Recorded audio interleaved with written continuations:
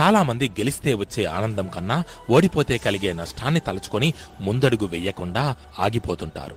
ప్రతి మనిషి మస్తిష్కంలో ఎన్నో గొప్ప గొప్ప ఆలోచనలు, లోకాన్ని ప్రభావితం చెయ్యగల ఐడియాలు దాగి ఉంటాయి. కాని అందరినీ ఆపేది ఓటమి తాలూకు భయమే. థామస్ అల్వా ఎడిసన్ బల్బులో ఉపయోగించే ఫిలమెంట్ ను కనుగొనడానికి 299 రకాలైన మూలకాల మీద ప్రయోగాలు చేశాడు. కాని ఫలితం దక్కలేదు.